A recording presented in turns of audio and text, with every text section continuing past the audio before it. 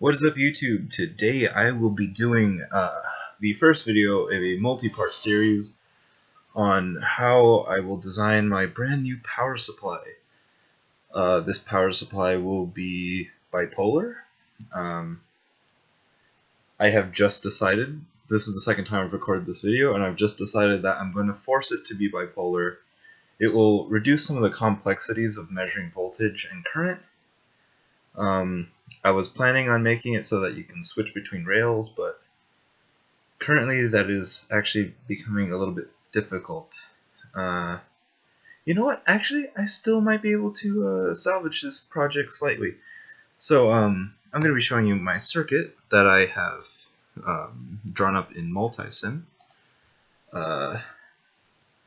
This circuit is not 100% done, obviously, but for the sake of showing you guys what I have kind of done, here it is. Very complicated-ish looking. It's not actually very complicated. It's just a bunch of... It's just messy, really. So we're going with the standard linear transformer power supply. We have these capacitor values are obviously not the right choice to use. They're just the ones I remembered off the top of my head, but I haven't looked at any reference designs in a while, so yeah, I've been doing mostly low voltage stuff, so I kind of forgot how the mains topology should be.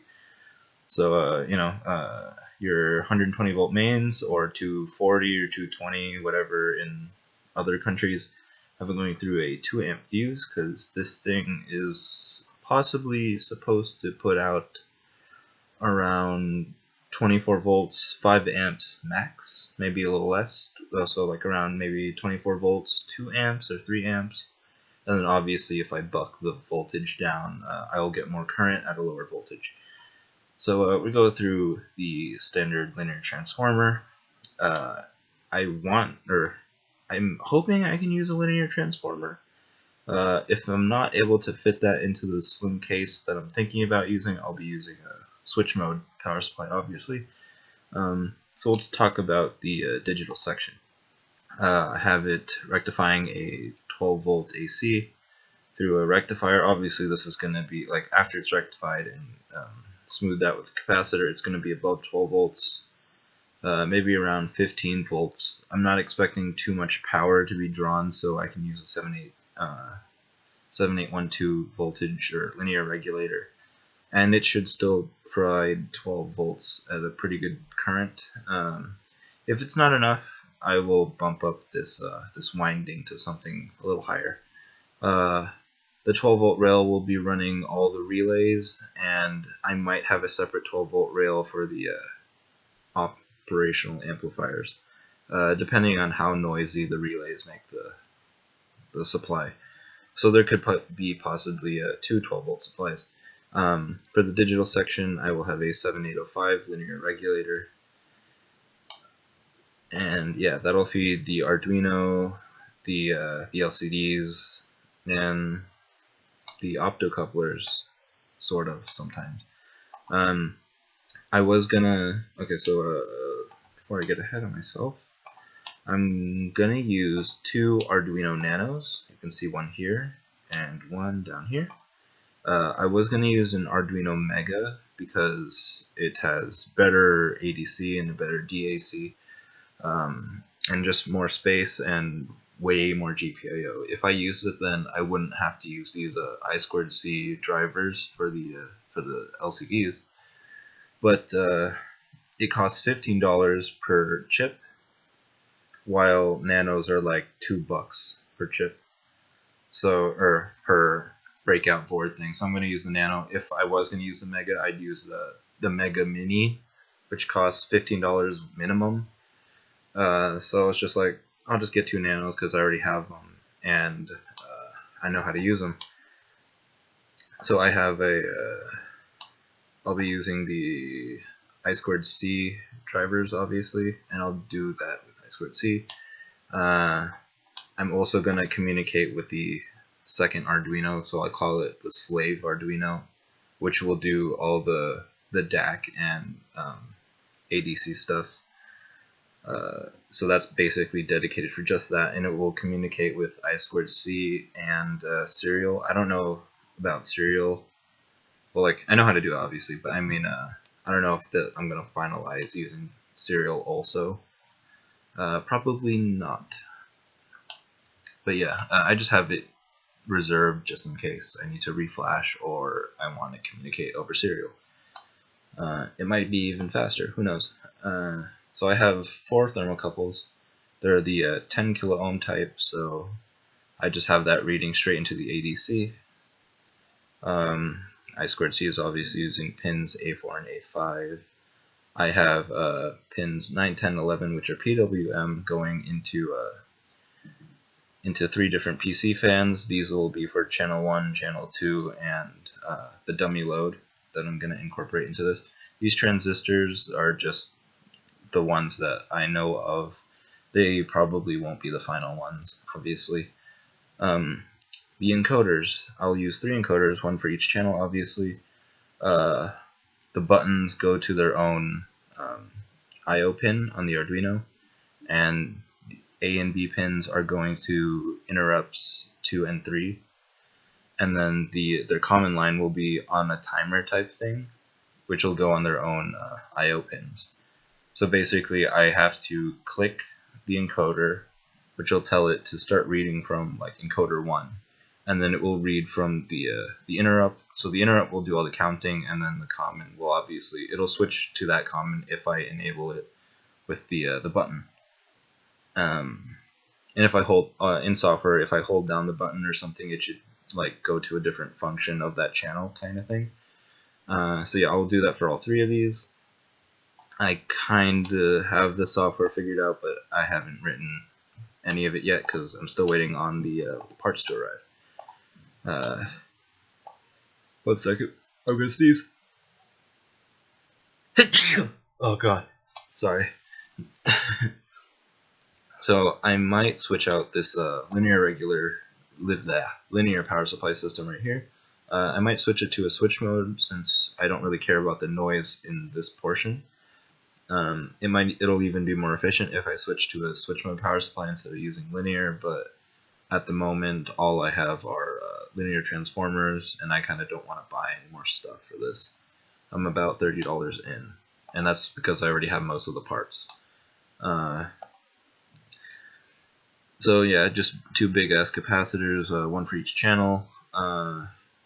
This one is still the old version of the circuit, so yeah, I have this big relay that disconnects and connects these 2 DC to DC buck converters to our supply line. So that's controlled by the second Arduino.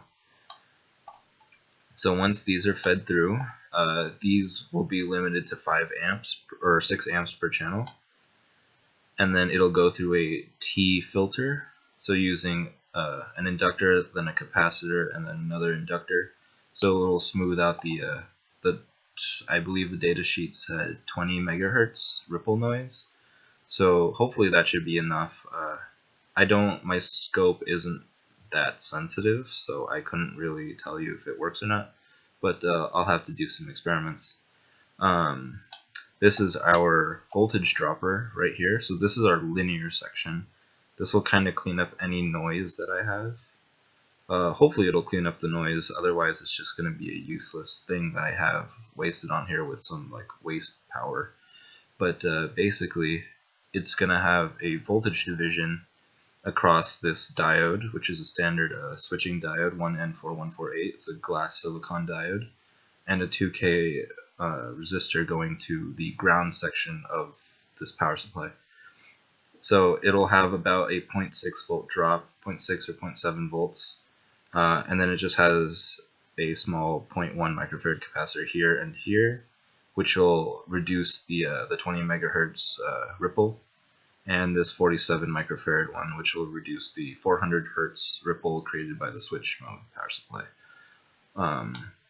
So that is fed in as our reference. This voltage right here is fed into the reference of the ADC, and then it's outputted through this 100 ohm resistor into this NPN transistor, which will be on a heatsink. This transistor is not the final one; it's just one that I picked from from the little spec thing over here because it said it would handle up to 75 amps or something like that. Some grossly overkill number that I don't really care about. I do have the official transistor I will be using. I might replace it with a MOSFET, depends. I just need to make sure that the MOSFET's gate voltage will be able to support something greater than 5 volts. So yeah, the output of the transistor goes all the way here through our two 1 ohm resistors, which will act as a current shunt. And then output through this inductor, it's got a flyback diode and a small capacitor. I might reduce this a bit, and then it goes out to the device. But right here, after the current shunt, will be fed back into the negative line of the op amp so that we can make sure it stays regulated constantly, even if there's a drop across the shunt. The shunt is a pretty big rating, so there could be lots of drop. Now for the shunt, I will be using the LM324 also. This is a different chip from this one, like physically a different one. It is the same type of chip, but it's just on a different power supply. This one is on the 12 volt supply, which is going in differential mode. So the input is going to the positive side and the output of the shunt is going to the negative side. Basically, what this does is measure the difference across the resistor. So if I'm drawing 1 amp, that measures as a 0.5 volts because I have 2 of these, so something like that, 0.5 volts. And then it comes out at around a little over 0.5, or it comes out at like, I think around 0.15 volts. So I have to decrease it just a little bit with this resistor divider. I can use 1% tolerance resistors, or I can just use like a 10 turn potentiometer. I'll probably just end up using that because it's cheaper and I have a bunch of them. That's why I have it here. And then it's just going through this little boost. So basically the signal is fed in through here, and then it outputs here, and then it just using this feedback loop right here. Since the feedback is closer to ground, it has to output more. Everyone knows how an operational amplifier works. So yeah, basically I'm doing a gain. So 1 volt or 0.1 volt becomes 1 volt on the output, meaning that's like 1 amp. I have it going through this 10, it's supposed to be 10 kilo ohms, but it says 10 ohms. I can change that right now. 10 kilo ohms. So it goes through a 10 kilo ohm resistor, and then this 5.1 volt senior diode set in reverse bias. You can see the ground goes all the way up here.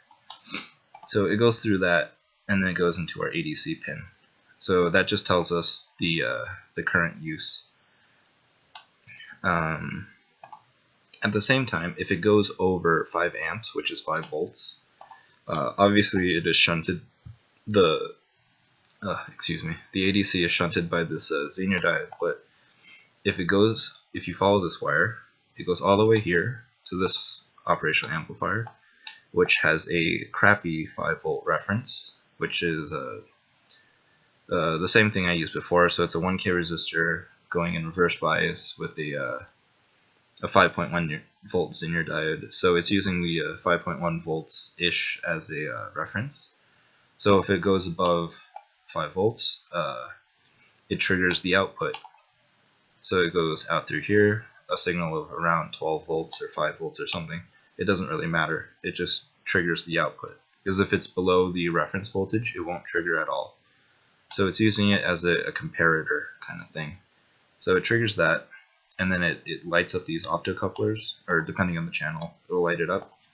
And then if you follow the wire, it goes to pin 2, which is pins 2 and 3 on an Arduino are the interrupt pins. So that would trigger some kind of event to, like, say, turn off the, or like it would say limit the power supply back down, or reduce the current, or switch off the input to the buck converters and just like shut off the whole power supply basically if I go over. I can set it in software so that, like, if it over current for more than like 5 seconds or something, then shut off or whatever.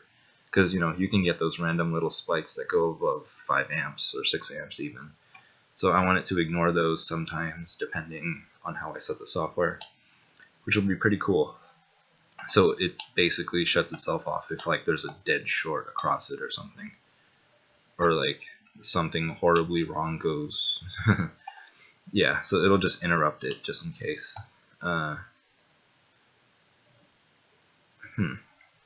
Yeah, I should actually share these because I might need another interrupt pin for something else. But yeah, so that's basically how the power supplies go. They're not totally isolated yet. I still need to still need to draw in the divider network so that it can be read by the ADC pin. And then I need to make an inverter for the negative rail, but it doesn't work if I do shared common ground kind of thing. So I still need to figure that out.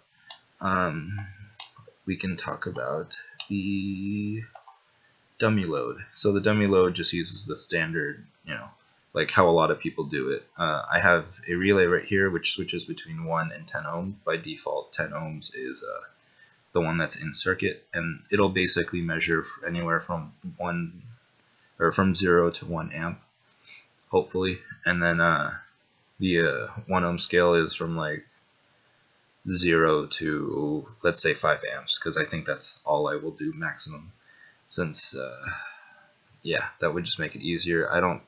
I cannot put more than like I can't just put the resistors will not handle like anything above 5 amps. My MOSFET and heatsink will definitely handle that. I will be putting 2 MOSFETs in parallel, obviously, and then I will be using several 1 ohm resistors to make up the 1 ohm resistor. So like series parallel kind of thing, just to share the load. So that's fed in right here from the Arduino to this optocoupler, which will feed the PWM, and then this will charge up the RC circuit, obviously, so we can get a DAC voltage, and then that would feed the the op amp, feed it through, and then obviously you know how the feedback works. These are pretty simple. We can tap off this signal right here so that we can see how many amps it is actually drawing, and that can be read by the ADC on the microcontroller. But yeah, it's all pretty simple. I still need a lot to do and to fix on this, but yeah, it's a work in progress. I've only been working on this circuit for about a week now, but that's just in my spare time. I just finished finals and I'm on holiday right now. That's still recording. A little bit about the code. I had my friend Jirachi help me out with this code because I couldn't figure out some stuff, and I got a little bit blocked up on some shit that I couldn't figure out. Here it is. This isn't the full code. This was just a test. This was back when I was using the LCDs with the different enable pins so that I can run multiple on one Arduino. So right now, like, these are the 3 channels. Obviously this was just mock code to like test if this thing would even work. So basically I call this the average engine, which I can zoom into this thing. Nope, I forget how to do it, but whatever. So I call it the average engine. Basically it takes 30 readings of the analog pin, then it makes an average called into average, which adds up all 30 readings together and divides by 30. The reason why I chose 30 readings as opposed to like 50 or 100, which would give me a better average, is because if you add up all these numbers, it exceeds 32,000 blah blah blah, which is above the 10 or I believe it's 16-bit or 10-bit the limitation of int on the Arduino. I could use long int, and that would kind of fix the problem, but for some reason it just wasn't working out for me. So it divides by 0, or by 30, since that's how many values there are. And then right here is the fancy bit, where I don't know if this is the right thing to do, but this was just kind of an idea I had. It compares all 30 ints to the average that's created here. if it's plus or minus 5 value, or like a value of 5 plus or minus that, then it discards that integer. So basically, if I have like 5, 10, 11, 12, and 30, it would discard 5 and 30.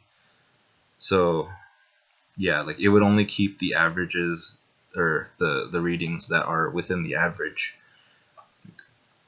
and then it would do a count at the end, and then it would re-average all of the scores, or re-average the remaining bits, or the remaining ints.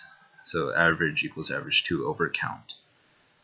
And then it converts that into a voltage or amperes, but since we're only dealing with around 5 volts kind of thing, that I can easily change, but that's a math software thing, we can figure that out easily.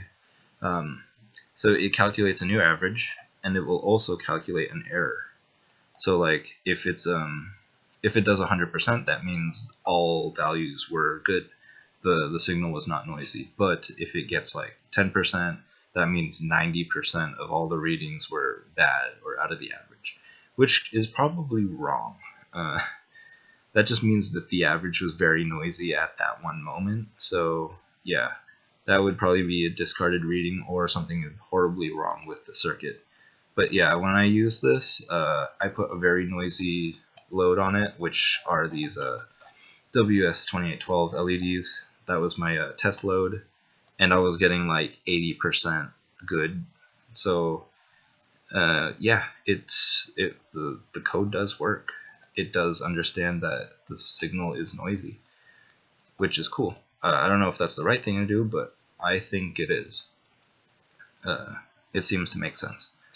So thanks for watching the first video in a multi-part series where we figure out how to make a decent process, or a decent power supply with easily findable parts.